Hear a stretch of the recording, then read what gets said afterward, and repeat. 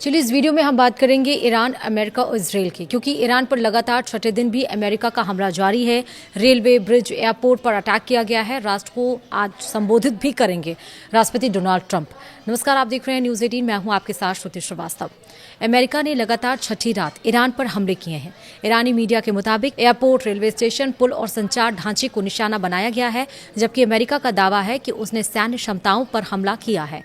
Trump पहले ही power plant और पुल उड़ाने की चेतावनी दे चुके थे। ईरान ने कहा है कि हालात और बिगड़ सकते हैं और इसके साथ साथ यह संघर्ष पूरे पश्चिम एशिया में फैलने का खतरा पैदा कर रहा है। दरअसल अमेरिका और ईरान के बीच टकराव लगातार खतरनाक होता जा रहा है।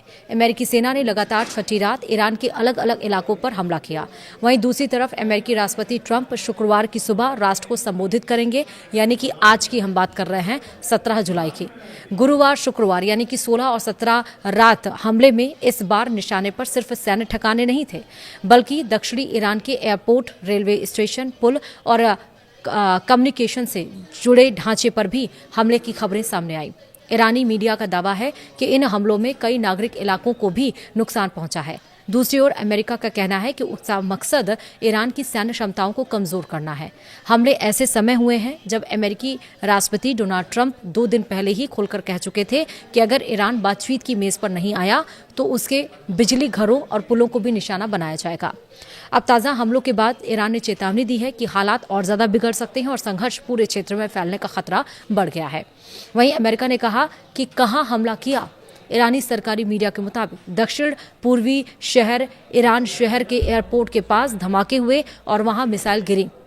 बंदर अब्बास में रेलवे जंक्शन पर हमला हुआ, जिसमें 2 कर्मचारी घायल हो गए।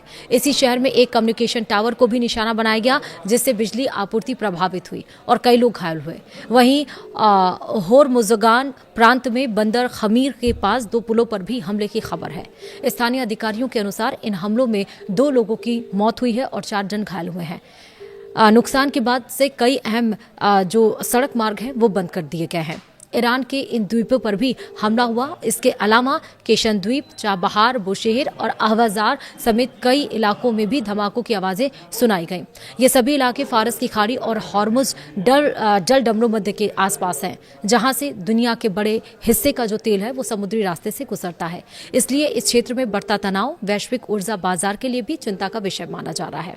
वहीं अमेरिकी सेंट्रल कमांड यानी कि सेंटकॉम ने कहा है कि ताज़ा कार्रवाई का उद्देश्य ईरान की उन सैन्य क्षमताओं को और ज्यादा कमजोर करना है जिनका इस्तेमाल अंतर्राष्ट्रीय समुद्री मार्गों के लिए खतरा पैदा करने में किया जाता है। हालांकि ईरान का आरोप है कि हमले परिवहन और नागरिक ढांचों पर किए जा रहे हैं जो अंतर्राष्ट्रीय कानून के खिलाफ है। वहीं इस युद्ध से जुड़े जो अपडेट्स आए हैं वो भी समझ लीजिए। कतर के रक्षा मंत्रालय यानी कि मिनिस्ट्री ऑफ डिफेंस ने कहा है कि देश की सशस्त्र सेवाएं इस समय कई हवाई हमलों को इंटरसेप्ट कर रही हैं। मंत्रालय के मुताबिक कतर की वायु सुरक्षा प्रणाली लगातार सक्रिय है और हमलों को विफल करने की कार्रवाई जारी है। इससे पहले खबर आई थी कि ईरानी हमले के दरमियान गिरे मलबे की चपेट में आने से एक बच्चा घायल हो गया। घायल बच्चे को इलाज के लिए अस्पताल पहुंचाया गया। फिलहाल कतर के रक्षा मंत्रालय ने यह नहीं बताया है कि कितने हवाई हमलों को रोका गया है या इससे कितना नुकसान हुआ है। वहीं सुरक्षा एजेंसियां हालात पर नजर बनाए हुए हैं। वहीं ये भी है कि यमन के हूथी समूह ने सऊदी अरब को चेतावनी दी है कि अगर वह यमन पर सैन्य हमलों में शामिल हुआ तो उसके तेल ठिकानों और महत्वपूर्ण प्रतिष्ठानों को मिसाइलों और ड्रोन से निशाना बनाया जाएगा। हूथी नेता अब्दुल मलिक अल हूथी ने टीवी पर प्रसारित अपने संबोधन में कहा, अगर रियाद यमन पर हमलों में शामिल होता है तो सऊदी अरब के सभी तेल ठिकाने और अहम संस्थान हमारे निशाने पर होंगे। उन्होंने ये भी कहा कि एयरपोर्ट के बदले एयरपोर्ट, बंदरगाह के बदले बंदरगाह और नाकेबंदी के बदले नाकेबंदी उनकी रणनीति होगी। इस सप्ताह की शुरुआत में हूथी विद्रोहियों ने सऊदी अरब की दिशा में मिसाइलें दागी थीं। वहीं अमेरिकी सेना के सेंटकॉम ने दावा किया कि उसने ईरान के खिलाफ हमलों का एक बड़ा अभियान सफलतापूर्वक पूरा कर लिया है। बयान के मुताबिक यह लगातार छठी रात थी जब अमेरिकी सेना ने ईरान में सैन्य ठिकानों पर हमले किए। सेंटकॉम के अनुसार लड़ाकू विमान, ड्रोन और युद्धपोतों ने सटीक हथियारों से ईरान के तटीय निगरानी केंद्रों, एयर डिफेंस सिस्टम, सैन्य लॉजिस्टिक इंफ्रास्ट्रक्चर और समुद्री सैन्य क्षमताओं समेत दर्जनों ठिकानों को निशाना बनाया। वहीं अमेरिकी सेना ने कहा है कि यूएस प्रेसिडेंट डोनाल्ड ट्रंप के निर्देश पर यह अभियान चलाया गया है। उसका उद्देश्य ईरान की सैन्य क्षमता को और ज्यादा कमजोर करना तथा हाल ही के दिनों में कारोबारी जहाजों पर हुए हमलों के लिए ईरान को जवाबदेह ठहराना है। वहीं अमेरिका और ईरान के बीच लगातार बढ़ते सैन्य तनाव का असर वैश्विक तेल बाजार पर साफ देखने को मिल रहा है। दोनों देशों के बीच एक और रात हमलों के बाद ब्रेंट क्रूड की कीमत 1% से ज्यादा बढ़कर $85 प्रति बैरल के पार पहुंच गई है। वहीं यूएस WTI क्रूड भी चढ़कर $80 प्रति बैरल के करीब पहुंच गया है। इससे पिछले कारोबारी सत्र में हुई गिरावट पूरी तरह से खत्म हो गई है। इस सप्ताह ब्रेंट क्रूड में करीब 12% और WTI में भी लगभग 12% की तेजी दर्ज की गई है। तेल की कीमतों में उछाल का असर शेयर बाजार पर भी दिखा है। शुक्रवार यानी कि 17 जुलाई को एशिया के कई बाजार गिरावट के साथ खुले। जापान का निकेकाई 225 इंडेक्स शुरुआती कारोबार में 3% से ज्यादा टूट गया। हालांकि तेल बाजार में आगे की चाल अमेरिका ईरान संघर्ष और हॉर्मुज जल डबरूमद की स्थिति पर निर्भर करेगी। अमेरिकी प्रतिनिधि सभा की बजट कमेटी में रिपब्लिकन सांसदों ने $95 अरब के खर्च पैकेज को आगे बढ़ा दिया है। इस प्रस्ताव में ईरान युद्ध से जुड़ी फंडिंग के लिए भी अरबों डॉलर का प्रावधान किया गया है। प्रस्ताव के तहत $60 अरब रक्षा, $13 अरब खुफिया एजेंसियों और $12 अरब कृषि क्षेत्र के लिए रखे गए हैं। अमेरिकी किसानों को युद्ध के दरमियान बड़ी ईंधन और उर्वरक लागत से राहत देने के लिए भी इसमें राशि शामिल की गई है।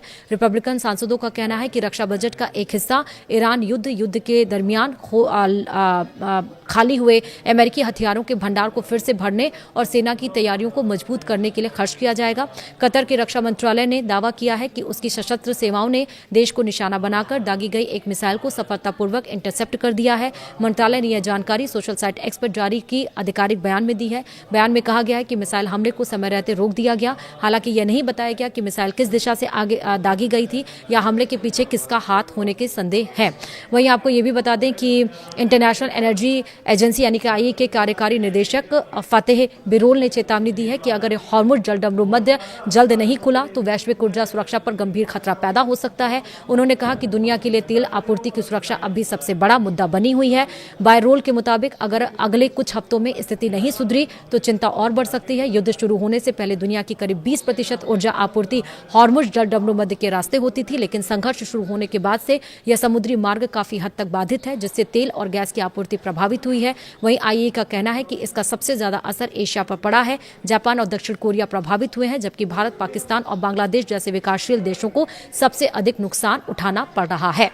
फिलहाल इसी के साथ ही वीडियो में इतना ही। नमस्कार।